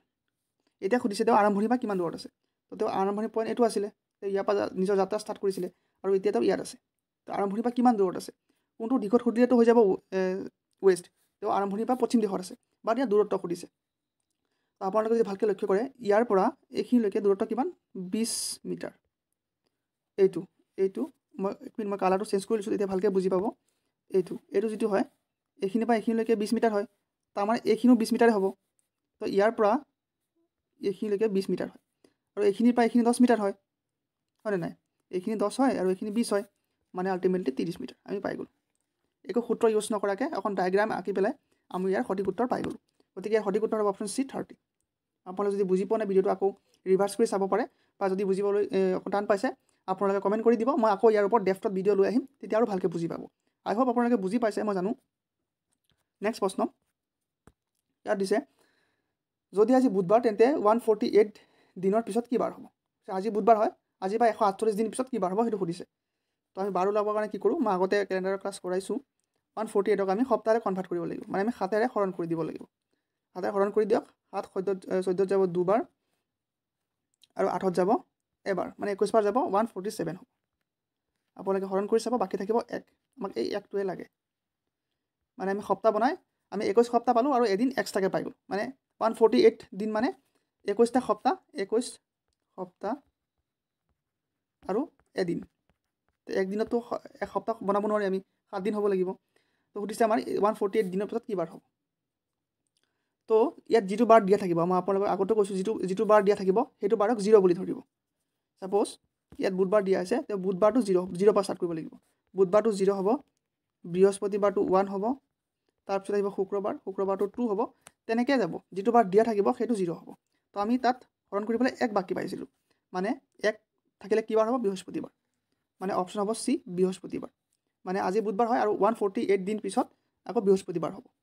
আই হোপ বুজি পালে কেনেকৈ হ'ল মই আগতে ডেফ্টত ক্লাছ কৰাইছোঁ তো যিহেতু ৰিভিজন ক্লাছ হয় মই এতিয়া ইমান ডেফ্টত যোৱা নাইকিয়া যদি কোনোবাই বুজি নাপায় মোক কমেণ্ট কৰি দিব তেতিয়া মই কেলেণ্ডাৰৰ ওপৰত আৰু ডেফ্টত কেনেকৈ ওলাব লাগে আপোনালোকে 100 বছৰ আগৰ 200 বছৰ আগৰো বাৰ ওলাই দিব পাৰিব এতিয়া আমি মেথছখিনি সলভ কৰোঁ যিহেতু জিকে আৰু ৰিজনিং সলভ কৰিলোঁ এতিয়া মেথছৰ ফালে আগবাঢ়োঁ মেথছৰ প্ৰথমটো প্ৰশ্ন অৰ্থাৎ 41 নম্বৰ প্ৰশ্ন ইয়াত দিছে কোনো ৰেলগাড়ী 60 কিলোমিটাৰ পাৰ আৱাৰ গতি কৰি আছে 240 কিলোমিটাৰ যোৱাত তেওঁৰ কিমান সময় লাগিব এটা গাড়ী 60 কিলোমিটাৰ পাৰ আৱাৰ গৈ আছে এতিয়া 240 কিলোমিটাৰ যাবলৈ কিমান সময় লাগিব তো ইয়াৰ ওপৰত মই প্ৰশ্ন আগতো আনিছোঁ আৰু মই আপোনালোকক বাৰে বাৰে কওঁ এটা বস্তু মনত ৰাখিব এনেকুৱা ধৰণৰ প্ৰশ্ন আহিলে টাইম আৰু স্পীডৰ বা ডিষ্টেঞ্চৰ প্ৰশ্ন আহিলে DST এই বস্তু মনত ৰাখিলোঁ DST যেটো আমাক এতিয়া টাইম ওলাব দিছে টিটো ইয়াত বাহিৰত ৰাখক যেটো আমি টি ওলাব লাগে টি ওলালে ডিটো ওপৰত যাব আৰু এছটো তলত আহিব আৰু এইটো কেনেকৈ হ'ল মই আগৰ ভিডিঅ'ত ভালকৈ বুজাই কৈ দিছিলোঁ যদি আপুনি চোৱা নাই চাব পাৰে তো আমাৰ টাইম ওলাব লাগে অৰ্থাৎ টি ওলাব লাগে ডিটো ওপৰত যাব আৰু এছটো তলত আহিব D for distance S for speed আৰু টি ফৰ হৈছে টাইম তো ডিষ্টেঞ্চ আমাক দিয়া আছে 240 কিলোমিটাৰ কিমান সময়ত যাব এইটো ওলাব লাগে আৰু স্পীড দিয়া আছিলে 60 তেনেকৈ লিখি দিয়ক এতিয়া এই 0 0 কেঞ্চেল আৰু 6 যাব 24ত 4 বাৰ মানে 4 ঘণ্টা সময়তে এই 240 কিলোমিটাৰ কভাৰ কৰিব পাৰিব গতিকে 4 ঘণ্টা বুলি অপশ্যন চিত আছে শুদ্ধ উত্তৰ হ'ব অপশ্যন চি 4 আৱাৰ্ছ আই হোপ বুজি পালে নেক্সট প্ৰশ্ন মই কালাৰটো চেঞ্জ কৰি লৈছোঁ ইয়াত দিছে কোনো মানুহে 600 টকা বস্তু কিনি 720 টকাত বিক্ৰী কৰে তেওঁৰ লাভৰ শতাংশ কিমান ইয়াত কিমান লাভ হৈছে খুৰা নাই লাভৰ শতাংশ সুধিছে অৰ্থাৎ পাৰ্চেণ্ট সুধিছে আমি পাৰ্চেণ্ট ওলাব লাগিব তো প্ৰথমতে আমি প্ৰফিটটো ওলাব লাগিব তেতিয়াহ'লে আমি পাৰ্চেণ্টটো ওলাব পাৰিম প্ৰথমতে যদি আমি প্ৰফিটে গম নাপাওঁ তেতিয়া পাৰ্চেণ্ট কেনেকৈ ওলাম আৰু প্ৰফিটৰ সূত্ৰটো আছিলে চেলিং প্ৰাইচ মাইনাছ কষ্ট প্ৰাইচ মানে আমি বেচা দামৰ পৰা কিনা দামটো মাইনাছ কৰিব লাগে বেচা দাম আছিলে 720 আৰু মাইনাছ চেলিং কষ্ট প্ৰাইচ আছিলে 600 টকা অৰ্থাৎ কিনা দাম আছিলে 600 টকা 720ৰ পৰা 600 মাইনাছ কৰি দিয়ক হ'ব 120 টকা মানে আমাৰ 120 টকা লাভ হৈছিলে কিন্তু আমাক এই 120 টকাটো সোধা নাই সুধিছে আমাৰ কিমান পাৰ্চেণ্ট হৈছে তো আমি পাৰ্চেণ্টটো ওলাই দিওঁ পাৰ্চেণ্টটো আমি ক'ৰ পৰা ওলাম আমি এই কিনা দামৰ পৰা ওলাম পাৰ্চেণ্টটো সদায় কিনা দামৰ পৰা ওলায় বেচা দামৰ পৰা নোলায় যেটো আমি 600 টকাত কিনিছিলোঁ তো কিমান পাৰ্চেণ্ট লাভ হ'ল তো আমি ওলাব লাগিব 120 কিমানৰ পৰা 600 120 কিমান পাৰ্চেণ্ট হয় আৰু পাৰ্চেণ্ট ওলাবলৈ আমি এটা 100 পূৰণ কৰিব লাগিব আপোনালোকে হয়তো বুজি পালে এইটো কেনেকৈ হ'ল 120 বাই 600 মানে আমি 600 120 কিমান হয় কিমান পাৰ্চেণ্ট হয় এইটো ওলাব লাগে আৰু পাৰ্চেণ্ট ওলাবলৈ এটা 100 পূৰণ কৰা হয় আপোনালোকে হয়তো জানে তো ইয়াত দুটা শূন্য ইয়াত দুটা শূন্য কেঞ্চেল 120 আৰু ইয়াত 1 আছে দুটা শূন্য কেঞ্চেল গৈছে 120 এগুণ 120 তলত থাকিব 6 120ত যাব 20 বাৰ আপোনালোকে হয়তো জানে গতিকে ইয়াৰ শুদ্ধ উত্তৰটো হ'ব 20% অপশ্যন চি হ'ব ইয়াৰ কাৰেক্ট এনচাৰ 20% আই হোপ বুজি পালে কেনেকৈ হ'ল নেক্সট প্ৰশ্ন কোনো আয়ত ক্ষেত্ৰৰ দৈৰ্ঘ্য 8 সেণ্টিমিটাৰ আৰু প্ৰস্থ 6 সেণ্টিমিটাৰ হ'লে তাৰ ক্ষেত্ৰফল কিমান হ'ব আমাৰ এতিয়া এৰিয়া ওলাব লাগে আৰু এৰিয়াৰ সূত্ৰটো মই এৰিয়া অৰ্থাৎ কালি অসমীয়াত হ'লে কালি যিসকলে অসমীয়া ইংলিছ বুজি নাপায় কালি বা ইংলিছ হ'লে এৰিয়া হ'ব তো এইটো সূত্ৰটো আছিলে দৈৰ্ঘ্য পূৰণ প্ৰস্থ অৰ্থাৎ লেন্থ ইনটু উইথ এইটো আছিলে কালিৰ সূত্ৰ অৰ্থাৎ এৰিয়াৰ সূত্ৰ তো চেম তেনেকৈ বহাই দিলে হ'ল আমি যিটো আমাৰ এতিয়া এৰিয়া ওলাব দিছে বা কালি ওলাব দিছে তো দৈৰ্ঘ্য পূৰণ প্ৰস্থ কৰি দিলে হ'ল দৈৰ্ঘ্য আছে 8 সেণ্টিমিটাৰ আৰু প্ৰস্থ আছে 6 সেণ্টিমিটাৰ 6 গুণ হ'ব 48 সেণ্টিমিটাৰ স্কুৱেৰ যেহেতু 2 সেণ্টিমিটাৰ আছিলে তো 8 সেণ্টিমিটাৰ আৰু 6 সেণ্টিমিটাৰ 2 সেণ্টিমিটাৰ তো সেণ্টিমিটাৰ স্কুৱেৰ তো শুদ্ধ উত্তৰ হ'ব অপশ্যন চি 48 সেণ্টিমিটাৰ স্কুৱেৰ নেক্সট প্ৰশ্ন what is the value of 35 square minus 25 square তো এই প্ৰশ্নটো আপোনালোকে দুটা ধৰণে কৰিব পাৰে যিসকলৰ কেলকুলেশ্যন অকণ দেৰি লাগে তো সিহঁতৰ কাৰণে মই এটা শ্বৰ্ট ট্ৰিক শিকাই দিম আপোনালোকৰ বহুত কম সময় লাগিব হায়েষ্ট 2 বা 3 ছেকেণ্ড লাগিব তো প্ৰথমতে যিটো ৰিয়েল প্ৰচেছ সেইটো মই শিকাই লওঁ তাৰপিছত মই শ্বৰ্ট ট্ৰিকছটো শিকাম আপোনালোকে ইয়াত কৈছে 35 স্কুৱেৰ মাইনাছ 25 স্কুৱেৰ এতিয়া 35 স্কুৱেৰ মানে হৈছে আপোনালোকে যদি পূৰণ কৰি চাই 1 2 to 5 1225 মাইনাছ আৰু 25ৰ স্কুৱেৰটো হৈছে 625 এই দুটা যদি মাইনাছ কৰে তেতিয়াহ'লে 600 টকা ওলাব আৰু ইয়াৰ কাৰেক্ট এনচাৰটো 600 হয় অপশ্যন এ হ'ব ইয়াৰ শুদ্ধ উত্তৰ এইটো আছিলে এখন লেন্দি প্ৰচেছ আপোনালোকে 35 পূৰণ কৰিব লাগিব আকৌ 625ৰ পৰা মাইনাছ কৰিব লাগিব 25ৰ স্কুৱেৰ ওলাব লাগিব তো তাতকৈ আৰু এটা শ্বৰ্ট ট্ৰিক্স আছে আপোনালোকে হয়তো জানে এইটো পাই আহিছে এ স্কুৱেৰ মাইনাছ বি স্কুৱেৰ যিটো সূত্ৰ আছে সেই সূত্ৰ দিও এই অংকটো কৰিব পৰা যায় তো আপোনালোকে বহাই দিব পাৰে এ স্কুৱেৰ মাইনাছ বি স্কুৱেৰ সূত্ৰ যিটো আছিলে সেইটো আপোনালোকে হয়তো জানে এ মাইনাছ বি আৰু এ প্লাছ বি এইটোত আছিলে তো যিটো এ মাইনাছ বি মানে এ মানে ইয়াত 35 দিয়া হৈছে মাইনাছ মানে 25 চেম তেনেকৈ এ মানে 35 আৰু প্লাছ যদি ইয়াত প্লাছ আছে আৰু বি মানে 25 এনেকৈ বহাই দিয়ক 35 পৰা 20 গ'লে আৰু ইয়াত পূৰণ এটা হৈ আছে আপোনালোকে হয়তো জানে এইটো কোৱাৰ একো প্ৰয়োজন নাই 35 পৰা 25 গ'লে থাকিব 10 পূৰণ আৰু 35 আৰু 25 প্লাছ কৰিলে কিমান হ'ব 60 এই দুটাক যদি আপোনালোকে পূৰণ কৰি দিয়ে তেতিয়াও 600 ওলাই আছে মানে এনেকৈ কৰিব পাৰে বা মই আগত যিটো নিয়ম দেখাইছোঁ তেনেকৈ কৰিব পাৰে আল্টিমেটলি একেটা হয় শুদ্ধ উত্তৰ ওলাব যিয়ে যিটো ভাল পায় সেইটো কৰিব অপশ্যন হ'ব এই শুদ্ধ উত্তৰ 600 আই হোপ বুজি পালে নেক্সট প্ৰশ্ন ইয়াত দিছে কোনো থলীৰ ভিতৰত 5টা ৰঙা বল আৰু 3টা নীলা বল আছে ৰঙা বল টানিবলৈ সম্ভাৱনা কিমান এইটো আপোনাৰ সম্ভাৱনাৰ পৰা সুধিছে বা সম্ভাৱিতা প্ৰবেবিলিটি তো কৈছে কোনো এটা থলীত 5টা ৰঙা বল আছে ৰঙা আছে 5টা আৰু নীলা আছে 3টা এতিয়া আমি তাৰপৰা যদি এটা ৰঙা বল টানিবলৈ যাওঁ তাৰ সম্ভাৱনা কিমান হ'ব তো টোটেল বল কেইটা আছে টোটেল বল আছে 8টা আৰু ৰঙা বল কেইটা আছে 5টা মানে 5টোৰ ওপৰত যাব 8টাৰ পৰা 5টা ৰঙা আছে তো ইয়াৰ উত্তৰটো এইটোৱে হ'ব 8 5/8 5/8 ডিত আছে শুদ্ধ উত্তৰ হ'ব অপশ্যন ডি 5/8 আই বুজি পালে আমি টোটেল বলটো তলত লিখিব লাগিব যেহেতু এই নীলা বল 3টা আছে ৰঙা বল 5টা আছে তো টোটেলটো 8টা হয় টোটেল সম্ভাৱিতা সদায় টোটেলৰ পৰা ওলোৱা হয় তো টোটেল আৰু ৰঙা বল আছিলে 5টা তো 5টা আমি ওপৰত লিখি দিলোঁ তো এইটো ইয়াৰ সম্ভাৱিতা হ'ব বা সম্ভাৱনা হ'ব অপশ্যন ডি হ'ব ইয়াৰ শুদ্ধ উত্তৰ আই হোপ বুজি পালে এতিয়া আমি ইংলিছ পাৰ্টটো ছল্ভ কৰোঁ যিহেতু জি কে ৰিজনিং মেথছ 3টা ছল্ভ কৰা হৈ গ'ল এতিয়া আমি ইংলিছৰ ফালে আগবাঢ়িছোঁ ইংলিছৰ প্ৰথমটো প্ৰশ্ন অৰ্থাৎ 46 নম্বৰ প্ৰশ্ন ইয়াত দিছে ফিল ইন দ্য ব্লেংকছ প্ৰিপজিশ্যনছ মানে ইয়াত কিবা এটা প্ৰিপজিশ্যন বহিব আমি এইটো ফিল কৰিব লাগে প্ৰশ্নটো দিছে the teacher was angry dash his student for being late option দিছে অন উইথ এবাউট অভাৰ তো আপোনালোকে যদি ভালকৈ যদি শিকিছে বা জানে যেতিয়া কোনোবা এটা আপছেট থাকে বা খঙত থাকে বা আপছেট হৈ থাকে আপছেট বা খঙত থাকে তেতিয়া আমি এংগ্ৰিৰ লগত উইথ ব্যৱহাৰ কৰোঁ আপোনালোকে হয়তো জানে আৰু যদি চিটুৱেশ্যন থাকে চিটুৱেশ্যনৰ ওপৰত থাকিলে সাপোজ কোনোবা চিটুৱেশ্যনৰ ওপৰত হেৰি হয় চিটুৱেশ্যনৰ ওপৰত থাকিলে আমি এবাউট ব্যৱহাৰ কৰোঁ এংগ্ৰিৰ লগত এংগ্ৰি এবাউট আৰু আপছেট থাকিলে উইথ ব্যৱহাৰ কৰোঁ আৰু ইয়াত দিছে the teacher was angry dash his students for being late এজন টিচাৰে তেওঁৰ ষ্টুডেণ্টৰ ওপৰত খং কৰি আছে তেওঁ লেট হোৱাৰ কাৰণে তো তেওঁ আপছেট হয় তাৰমানে ইয়াত উইথ বহিব আপোনালোকে হয়তো জানে উইথ মানে correct answer option B with the teacher was angry with his students for being late I hope বুজি পালে নেক্সট প্ৰশ্ন a person who speak many language is called a dash এজন মানুহে যিয়ে বহুতকেইটা ভাষা ক'ব জানে তেওঁক কি বুলি কোৱা হয় অপশ্যন আছে লিংগুইষ্টিক পলিগ্লট অৰেটৰ নে ফিল'লজিষ্ট অপশ্যন কেইটাৰ পৰা ইয়াৰ সঠিক উত্তৰটো হ'ব অপশ্যন বি অপশ্যন এ নহয় লিংগুইষ্টিক নহয় মই বুজাই আছোঁ কিয় নহয় অপশ্যন বি হ'ব ইয়াত পলিগ্লট যিটো পলিগ্লট আছে সেইটো যিয়ে মেনি লেংগুৱেজ অৰ্থাৎ বহুত ভাষা তেওঁ ক'ব জানে তেওঁ ক'ব জনাটোক পলিগ্লট বুলি কোৱা হয় আৰু যিজন লিংগুইষ্টিক হয় লিংগুইষ্টিক তাকে কোৱা হয় যিয়ে বহুতকেইটা ভাষাৰ বিষয়ে ষ্টাডি কৰি আছে ষ্টাডি এবাউট মোৰ লেংগুৱেজেছ ষ্টাডি এবাউট মোৰ লেংগুৱেজেছ তেওঁক লিংগুইষ্টিক বুলি কোৱা হয় আৰু যিটো অৰেটৰ আছে অপশ্যন চি অৰেটৰ তেওঁ সেইজন ব্যক্তিক কোৱা হয় যি পাব্লিক স্পিকিঙত স্কিল্ড হয় বহুত মানে ইণ্ট্ৰভাৰ্ট নহয় পাব্লিক স্পিকিঙত তেওঁ বহুত স্কিল্ড আছে তেওঁ তো সেইজন ব্যক্তিক অৰেটৰ বুলি কোৱা হয় পাব্লিক স্পিকাৰ শব্দৰ মিনিংখিনি বুজি যাব হয়তো পৰীক্ষাত ইয়াৰ পৰা বেলেগ এটা দি দিব পাৰে আৰু যিটো ফিল'লজিষ্ট আছে অপশ্যন ডি তেওঁ হৈছে সেইজন ব্যক্তি যিয়ে হিষ্টৰী আৰু structure of language history and structure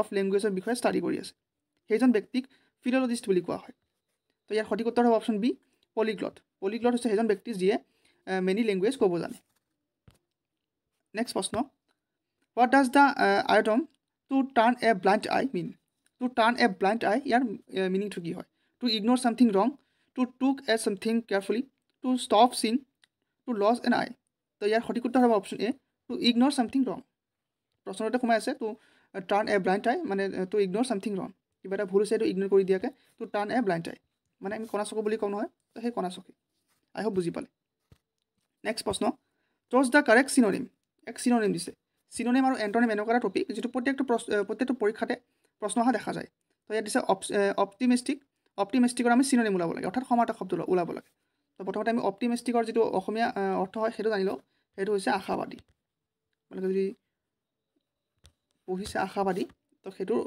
অপটিমিষ্টিকৰ অসমীয়াটো হয় তো অপশ্যন দিয়া হৈছে নিগেটিভ হোপফুল ডাউটফুল নে পেচিমিষ্টিক যিটো নিগেটিভ দিয়া হৈছে সেইটো জেগা আপোনালোকে জানে ইয়াৰ অসমীয়া অৰ্থটো হৈছে ঋণাত্মক নিগেটিভ পজিটিভ মানে ধনাত্মক নিগেটিভ মানে ঋণাত্মক আৰু যিটো ডাউট দিছে ডাউট মানে হৈছে সংশয়বাদী আপোনালোকে জানে ডাউট আছে কিবা কোৱা নহয় ডাউট আছে আমাৰ মানে চিয়ৰিটি নাইকিয়া ডাউট আছে সেইটো সংশয়বাদী আৰু যিটো পেচিমিষ্টিক আছে সেইটো হৈছে হতাশবাদী মানে হতাশা হৈ যায় নহয়, হতাশবাদী। আৰু যিটো হোপফুল দিছে, এই হোপফুলটো মানে হৈছে আশাবাদী, মানে মই হোপফুল হয়, মই আশাবাদী, আপোনালোকে জানেই নহয়। তো সেইকাৰণে ইয়াৰ সঠিক উত্তৰ হ'ব অপশ্যন বি, হোপফুল। আই হোপ বুজি পালে কেনেকৈ হোপফুল হ'ল। আৰু এই ইংলিছ শব্দখিনিৰ মিনিংখিনিও মনত ৰাখিব চেষ্টা কৰিব। নেক্সট প্ৰশ্ন, ইয়াত দিছে what is the group of fish called. মাছৰ যিটো গ্ৰুপ, সেই গ্ৰুপটোক কি বুলি কোৱা হয়? পেক, স্ৱাৰ্ম, স্কুল নে হাৰ্ট? তো মই প্ৰত্যেকটো ভিডিঅ'তে কৈ যাওঁ, এনেকুৱা ধৰণৰ প্ৰশ্নবিলাক বহুত ইম্পৰ্টেণ্ট হয়। আৰু ইয়াৰ সঠিক উত্তৰ হ'ব অপশ্যন চি, স্কুল। মাছৰ যিটো গ্ৰুপ হয় সেইটোক স্কুল বুলি কোৱা হয়। আই হোপ আপোনালোকে জানে। আৰু লগতে যোৱা ভিডিঅ'ত মই আপোনালোকৰ বাবে এটা প্ৰশ্ন দিছিলোঁ যে হু ফাউণ্ডেড দ্য আছাম মহিলা সমিতি। অসম মহিলা সমিতি কোনে গঠন কৰিছিল? অপশ্যন দিয়া হৈছিল কনকলতা বৰুৱা, চন্দ্ৰপ্ৰভা শইকীয়ানী, পদ্মশ্ৰী ইন্দিৰা মেৰী নে নলিনীবালা দেৱী। ইয়াৰ সঠিক উত্তৰটো হ'ব অপশ্যন বি, চন্দ্ৰপ্ৰভা শইকীয়ানী। চন্দ্ৰপ্ৰভা শইকীয়ানীয়ে অসম মহিলা সমিতি গঠন কৰিছিলে। আৰু ইয়াৰ সঠিক উত্তৰ দিয়া প্ৰথম 10গৰাকীৰ নাম হৈছে কুল ৰূপক, ৰাজু পাটৰ, গণেশ তান্ত্ৰী 9762, পি জে বাবু 5818, সত্যমিল 49, ঝুমন বৰুৱা 3261, ৰমেন বড়ো 2019, সুৰেণ গগৈ, জয়শ্ৰী দাস 2131, সোহাগ গোচৰেণ, এই 10গৰাকীয়ে প্ৰথম শুদ্ধ উত্তৰ দিছিলে। আৰু আজিৰ ভিডিঅ'ৰ আপোনালোকৰ প্ৰশ্নটো হৈছে which district of Assam has the highest population. অসমৰ কোনখন জিলা জনসংখ্যাৰ দিশত আটাইতকৈ ডাঙৰ? অপশ্যন দিয়া হৈছে কাৰ্বি আংলং, নগাঁও, কামৰূপ মেট্ৰ' নে কাছাৰ। ইয়াৰ শুদ্ধ উত্তৰটো কি হ'ব আপোনালোকে কমেণ্ট কৰি কমেণ্ট বক্সত জনাব। শুদ্ধ উত্তৰ দিয়া প্ৰথম 10গৰাকীৰ নাম মই আজিৰ নিচিনাকৈ অহা ভিডিঅ'ত ঘোষণা কৰি দিম। গতিকে আজিৰ কাৰণে ইমানখিনি আছিলে। আৰু আপোনালোকক যদি আজিৰ ভিডিঅ'ৰ সম্পূৰ্ণ PDF টো লাগে, মই ডেছক্ৰিপশ্যনত টেলিগ্ৰাম চেনেলৰ লিংকটো দি দিম। তাতে জইন হৈ আপোনালোকে আজিৰ ভিডিঅ'ৰ সম্পূৰ্ণ PDF টো ফ্ৰীতে লাভ কৰিব পাৰিব। গতিকে সোনকালে জইন হৈ PDF টো লৈ লওক। আৰু যদি আপোনালোকক মেথছৰ বা ৰিজনিঙৰ কিবা স্পেচিয়েল টপিকৰ ওপৰত ভিডিঅ' লাগে, আপোনালোকে টপিকটো কমেণ্ট কৰি দিব, মই তাৰ ওপৰত ভিডিঅ' আনিবলৈ সম্পূৰ্ণ চেষ্টা কৰিম। গতিকে আজিৰ কাৰণে ইমানখিনি আছিলে। লগ পাম অন্য এটা ক্লাছত। ধন্যবাদ।